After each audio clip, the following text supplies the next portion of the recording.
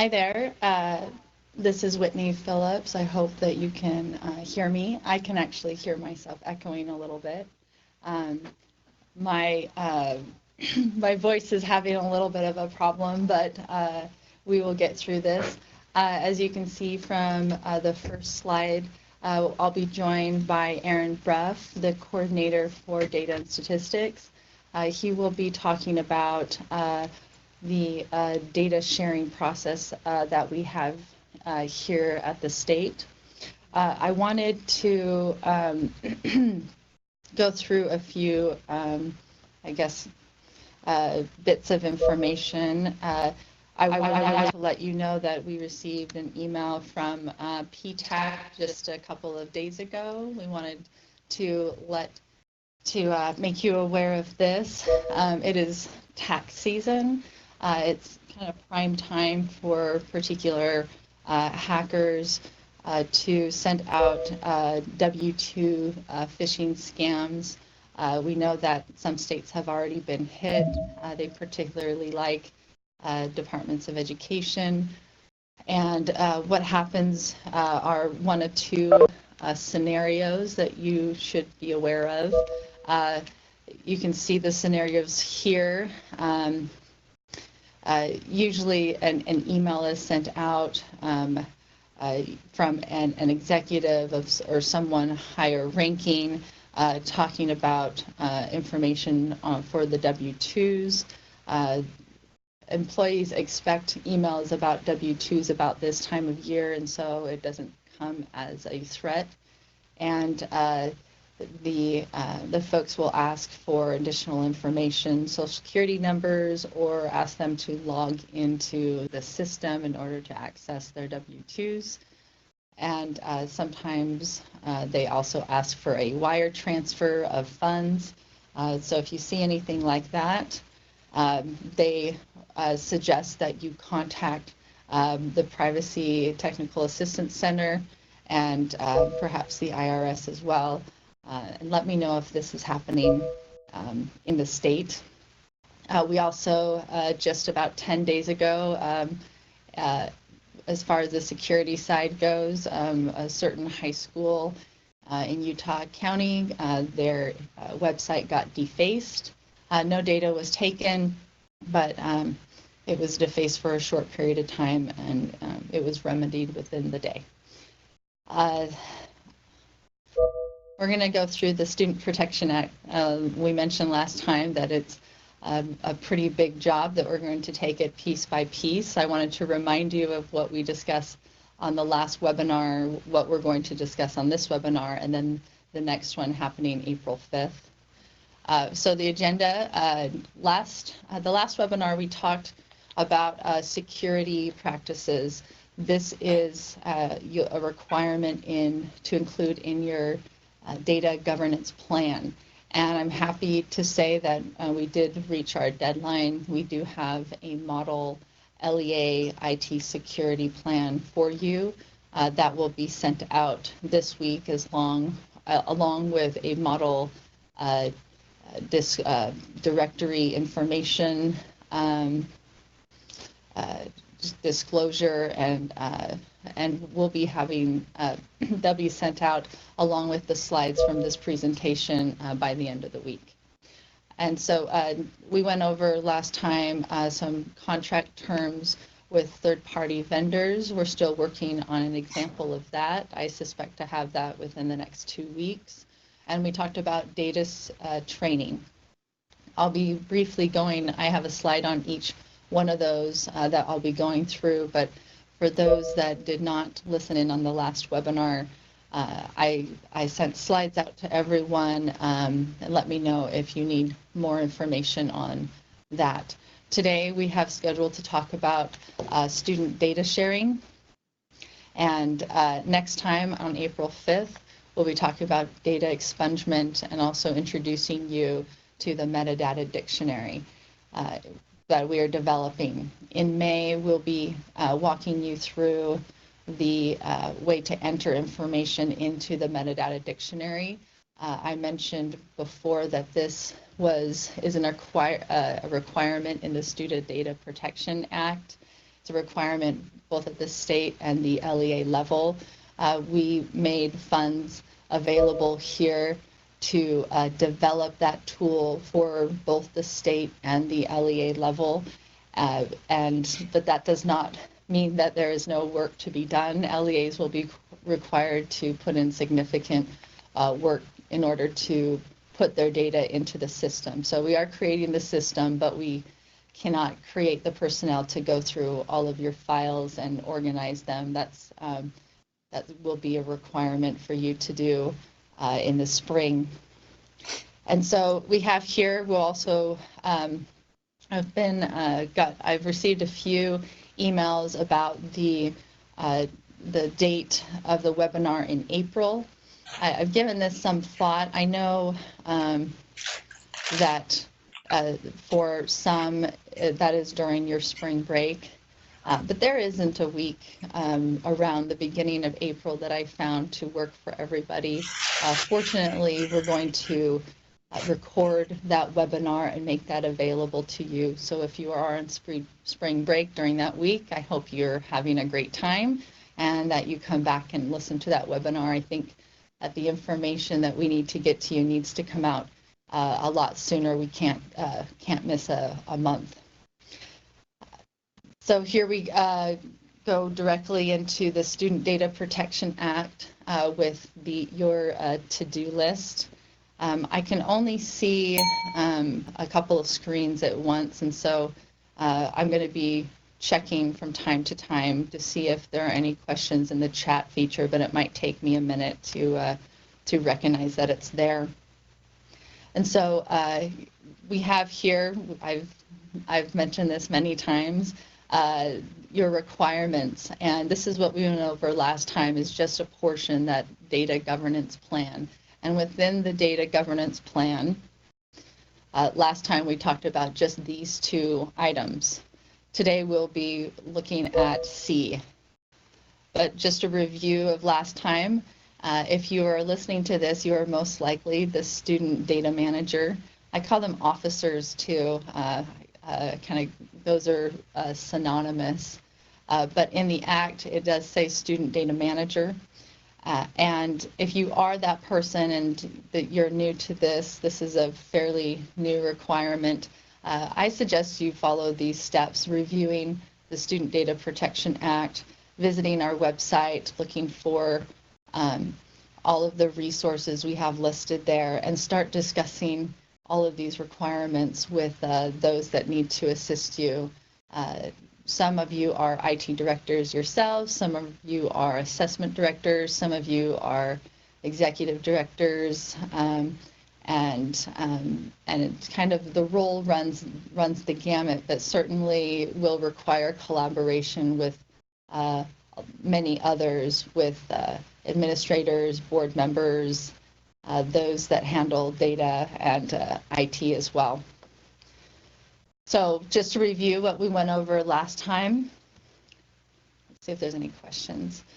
We talked about looking at the data security checklist, having a policy and governments document what is your physical security of your data, looking at your assets, authentication. We're working on making that a little more tight here.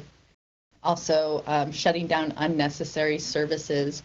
We think that some of the processes we'll go through for the metadata dictionary will be kind of a self-audit, and it may show you some services that are unnecessary that should be shut down, because any open portal it may be just another way that hackers can come in.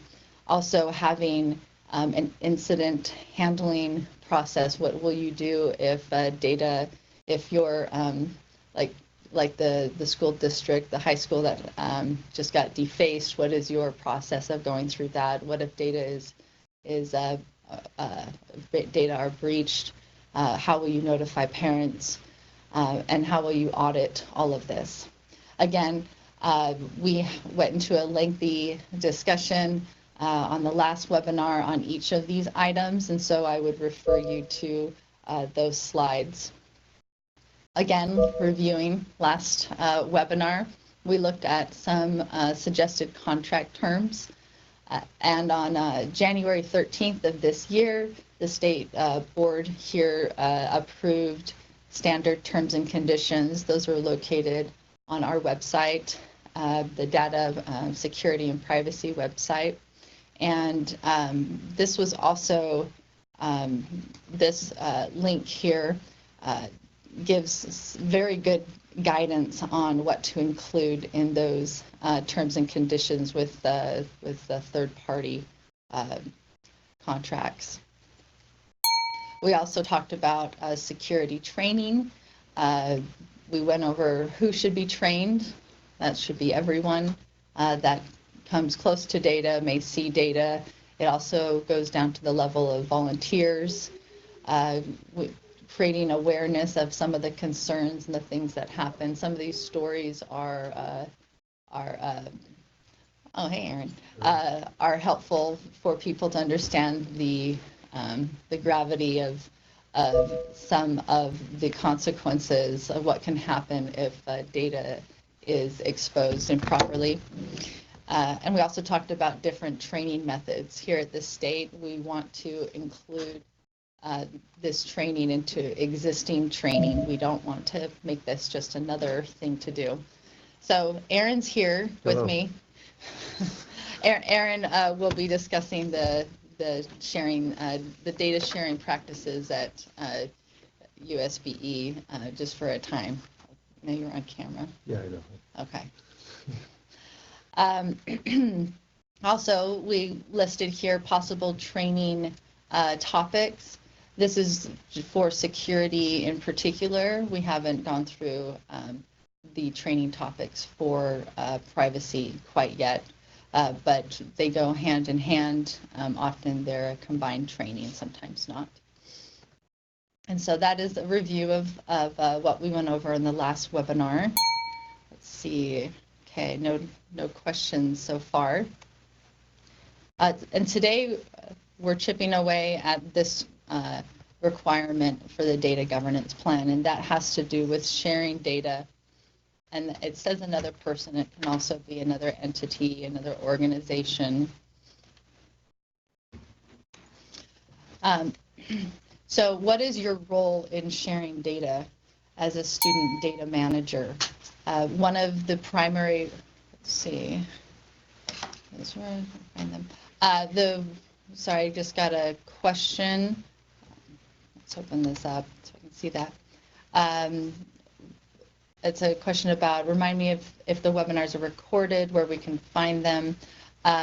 They are recorded. We haven't posted the first one. We didn't know that would be recorded. It's just kind of, Jerry thought it would be a good idea to record. So we do have that one. We'll post it to the website along with this one.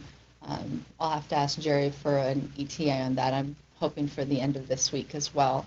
When I send an email out with those other resources, including these PowerPoint slides, I'll either let you know that they've been posted or give you a time of when they will be posted. So as a student data manager, you have quite a bit of responsibility with sharing student data. Here I've taken language directly from the Student Data Protection Act. Right now here at the state, I serve as the state level student data manager. So these are my responsibilities as well.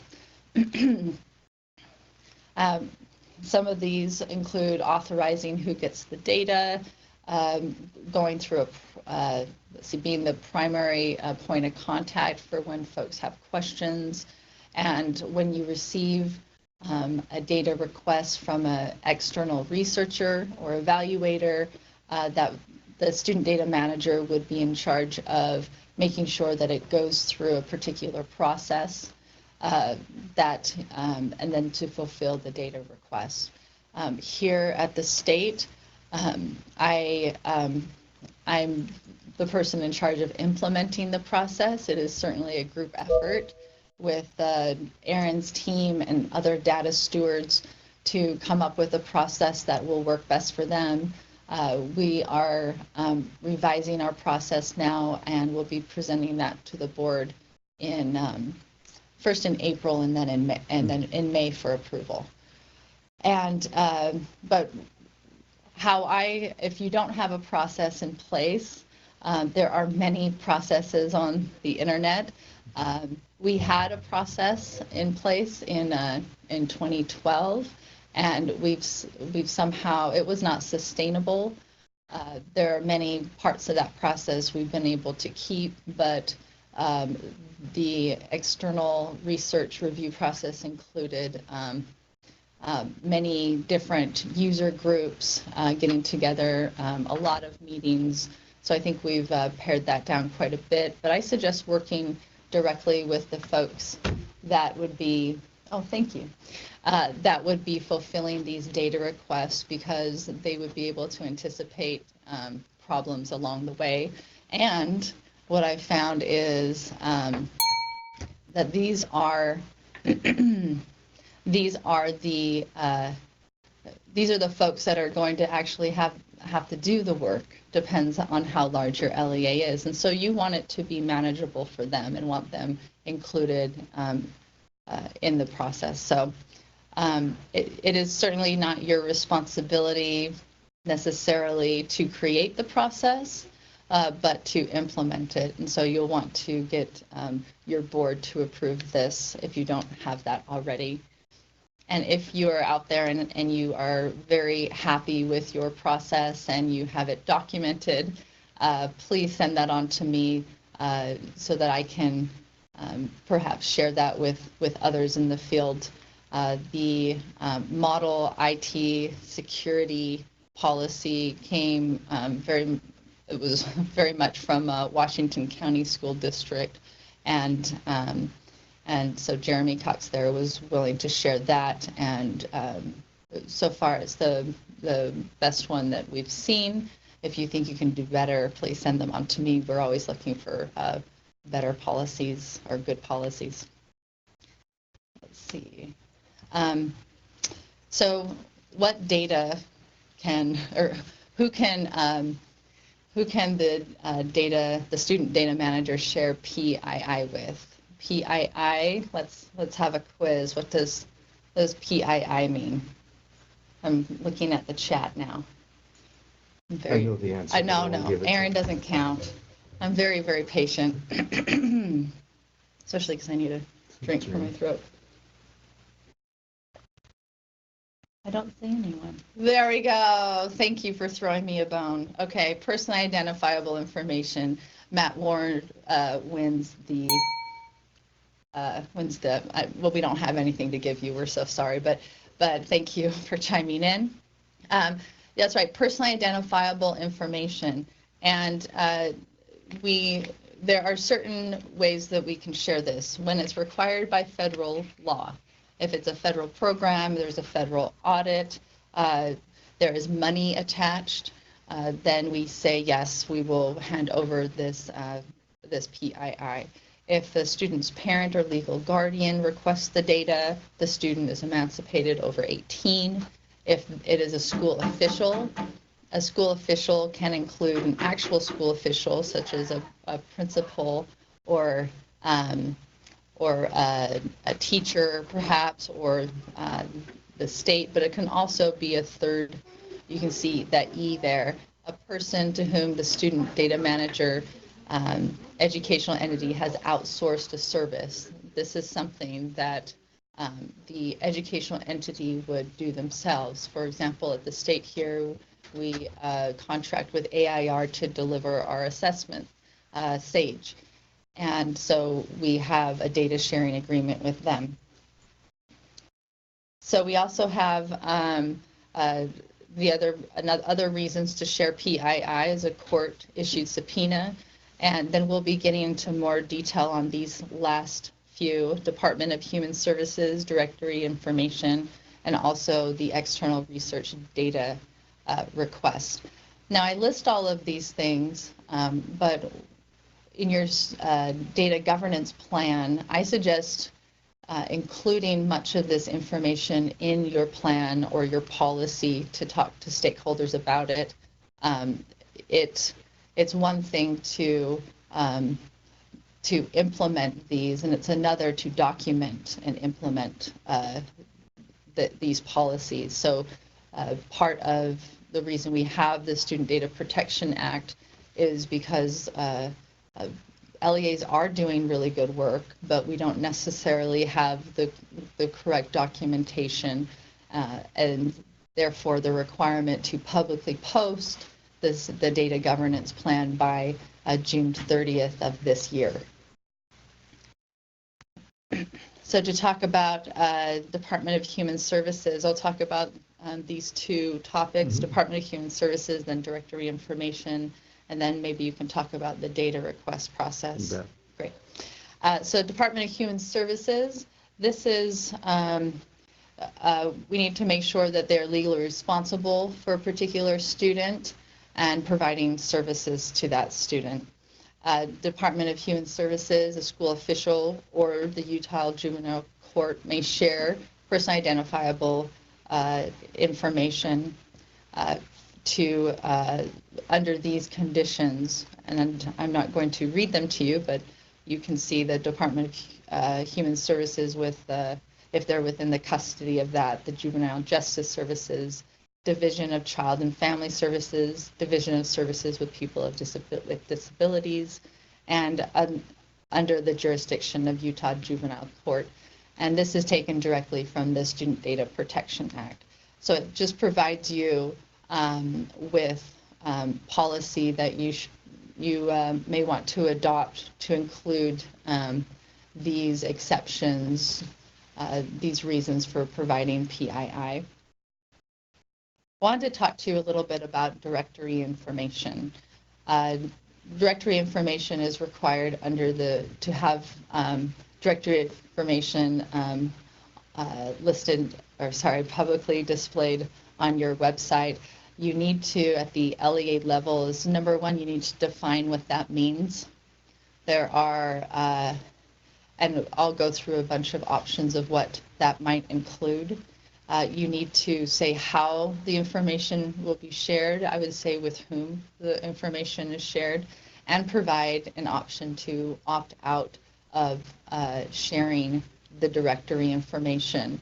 Of course, that comes with consequences.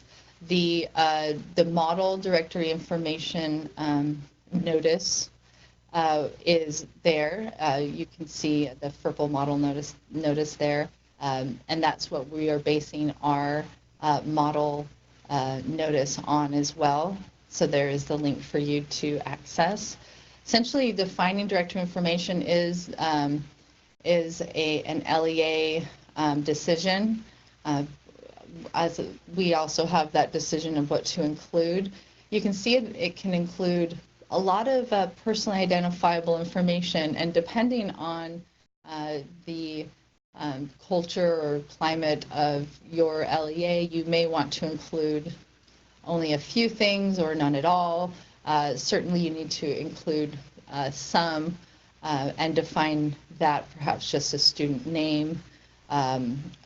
Grade level is often a part of that. But here are some options that you can review with your board to see what they would like to include or what they might not want to include. Certain LEAs allow parents to opt out of the individual data elements within the directory information. For example, if I'm a parent and I see this menu of options, some LEAs permit that parents say, okay, you can share my student's name and they're on a sports team, so their weight and height for the members of the athletic team. But perhaps I don't want the others. That's up to you. You can have an all or nothing. Managing the information on what a particular parent permits or not permits might be a little cumbersome for you, but in some smaller LEAs, you may be able to manage that. So please customize this. What's important, though, is that you do define it, you send notice out, and then this next slide here is explain how the information is used. And this is historically how it's used. Yes, you are required, as far as I know, you are required to share required to share student directory with the public. What's the question? Are you required to share student directory with the public? There's no reason not to. You're allowed to. You may, but I don't think you have to. You know, if the public comes in and says you have to give me this information, it's kind of, this is directory information and it's publicly available. Do you have to? Do they demand the information? That's a tricky question. I think the mic is picking me up or not. That's your best judgment, and that goes back to your data governance plan, where it says, what is that telling you what you need to do? Yeah. That's how I've seen it as well. You are not required to. It tends to be something that you share with these types of uses that I have here on the slide, not necessarily people that come by and ask for the information.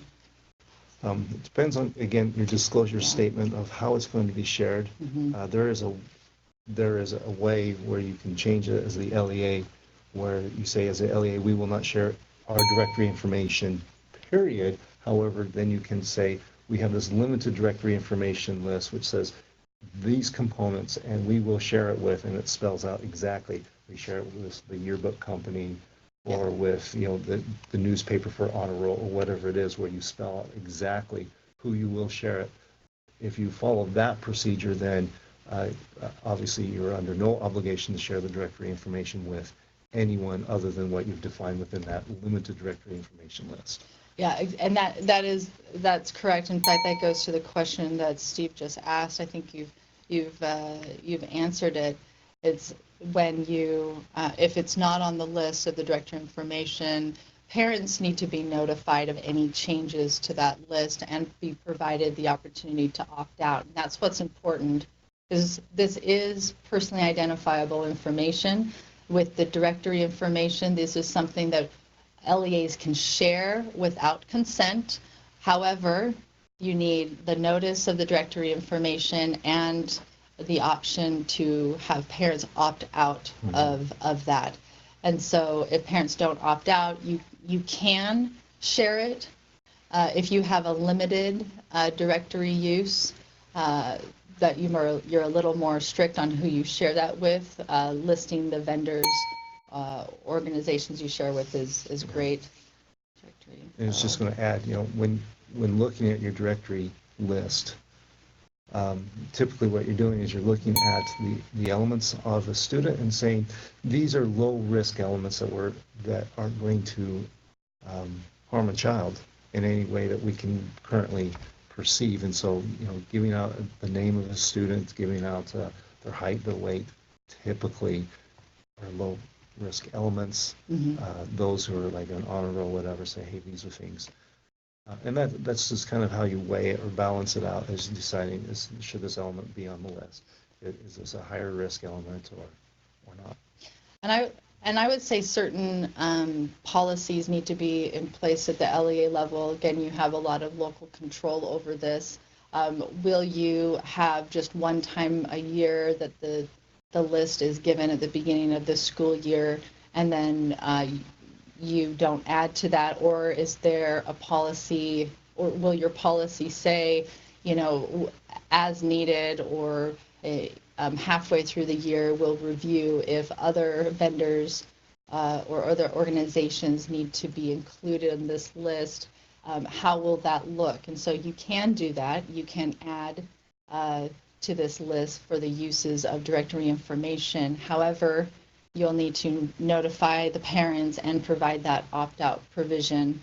And so depending on how you would like to do things, what's important is just having a game plan for when that comes up, so that we know that you can't haphazardly add someone to the list without providing consent, or else the consent is kind of option. Yeah, option to opt out. exactly. Let's see. So the example that I shared with you, or the link that I shared with you, is pretty good. And I suggest looking at that link. We're going to be creating, finishing up our version of what that looks like to post, but it's going to look very similar. The next thing, and why I'm happy to have Aaron here, because he's been doing this. I've taken some of the work away from him. A lot. Is the external data requests, external research data requests. And so here's another question for the folks out there. And I can't see the question. So. It says, and I'll have to answer the next question a little later, but it says, here's the question: are LEAs required to approve data requests for external research or evaluation? Are you required to approve them? Required to approve?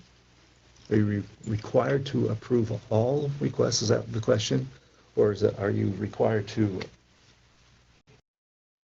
answer all requests? Well, it's kind of a silly question, I suppose.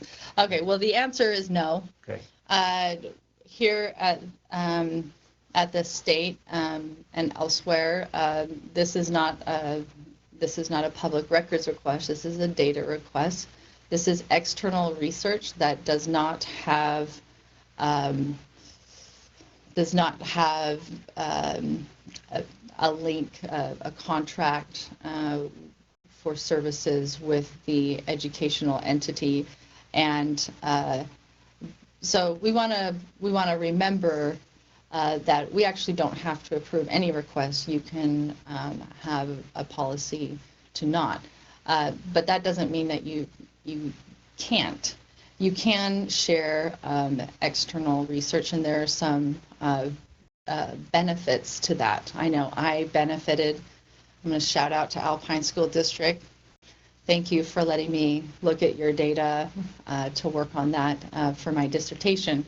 And so, there was a benefit to Alpine where they were able to get an evaluation of a summer literacy program. Oh, those good old days. So there was certainly a benefit to Alpine, but maybe that's not what your LEA is focused on. What is necessary is for you to have a process for reviewing them.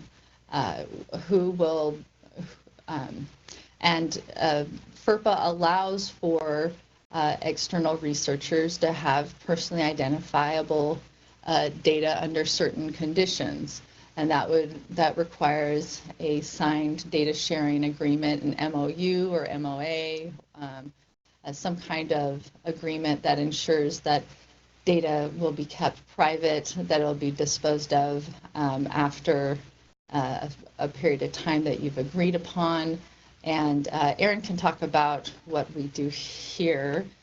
We have USBE's educational research proposal. Mm-hmm. So basically what we've done is we've opened up a form on our website where if an individual is interested in receiving information, they have two approaches. Do you want me to go to it? Sure. The first approach is we send them to the website and say, hey, you're looking for this information, and we know that they can receive the information in aggregate format, which means it's a lower risk. We're not identifying students inside of this. We review those. We log it within our, is it coming up on the screen, or am I just? Let's see. I can't, it seems like it's showing the PowerPoint, but it's not showing the website. Okay. Anyway, if we get that up. Again, what it is that request will come in. We'll take a look at it and say, okay, here's the information they're asking for. We'll, as a team, we'll evaluate it and say, is this something that seems appropriate? If so, we will oftentimes just fill the request because we're trying to be good neighbors, if you will, or good group to work with on external researchers or those who are trying to find information what's going on within the schools. The second type of request is when they're saying, no, I want to get to the PII data. Again, what Whitney talked about, there's different ways or conditions that would allow for a school, we can pull this up now, for a school to share this data. Once those conditions are met, such as there is an MOU in place and our board or whoever within your data governance plan is saying, yes, we can approve of this research, then we move forward with it. But again, what's important is we say, all right, we'll be sharing this information, and we have the researcher take a look at this package that Whitney's pulled up right now. They go through, read through the conditions, understand, okay, this is their proposal, who's their chief investigator. They identify those. Do they have IRB approval? So they have to submit that in with it. And we go through and evaluate that and say, is this information lining up with the priorities that our board has? Or is, within the different sections, does this have a sponsor or benefit to the education process that we can really see? If so, then the track for approval obviously gets passed. We go through. It has to go through in our system anyway. It has to go through a legal review, and then it goes to Whitney, and she takes it and presents it to the board. If approved, then we sign the MOU. Once all that's in place, then we make sure that the exchange happens in a secure FTP site such as MoveIt or what have you, working with the vendor and make sure, when I say the vendor or the researcher, make sure everything's good on their side. The process of applying for the PII information, redundancy in words, PII, is make sure that, yes, once we give the data to you, they understand best practices and methodology in using this information of how when they reported out that they are not disclosing PII themselves, and also the security component saying when you receive this, how are you going to be storing your data, where's this going to be at, what's the time period for it, and if we need to go in and do a check, that they're willing to let us come and do this. Also, at the same time, we require that when you finish your research, that you send us a copy, let us review it. Not that we can stop it or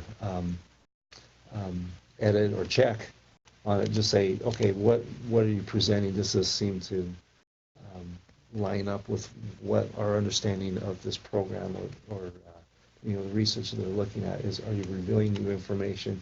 A lot of times we'll take this and pass it on to supervisors or directors or even to the board saying, here's some research that came out from this proposal and this agreement, and here are the findings behind it. Sometimes they like it, sometimes they don't.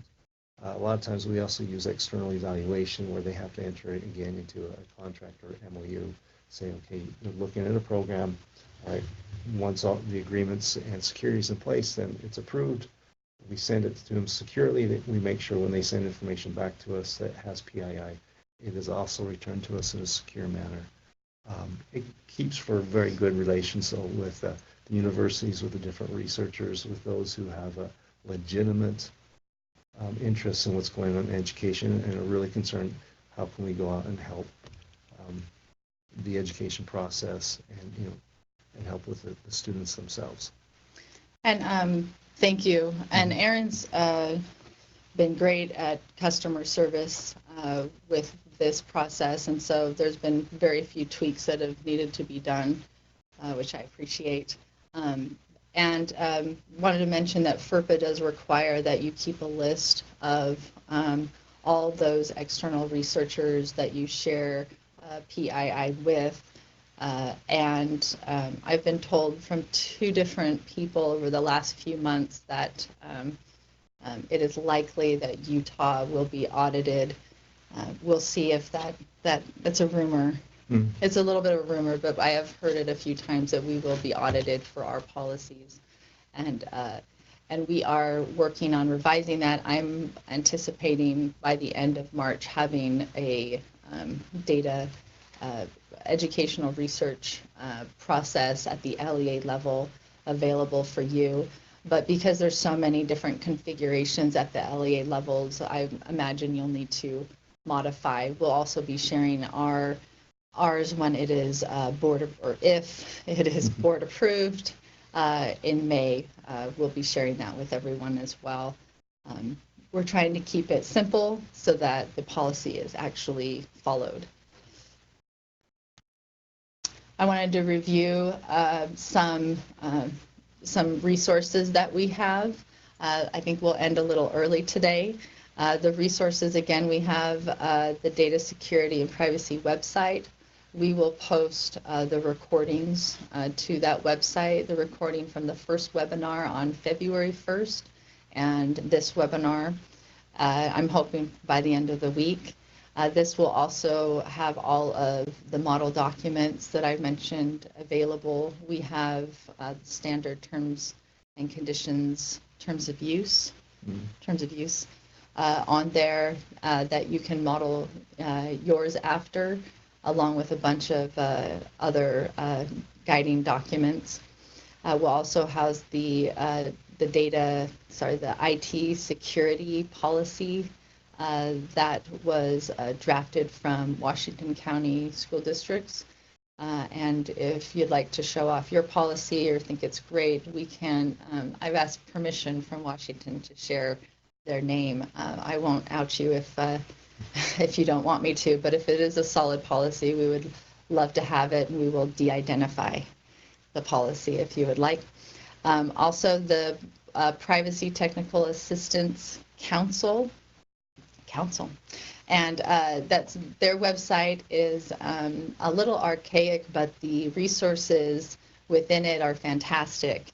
And if you're looking for resources on how to train volunteers about student data privacy, they have a brochure on that. If you want to provide information to teachers, they have videos on that.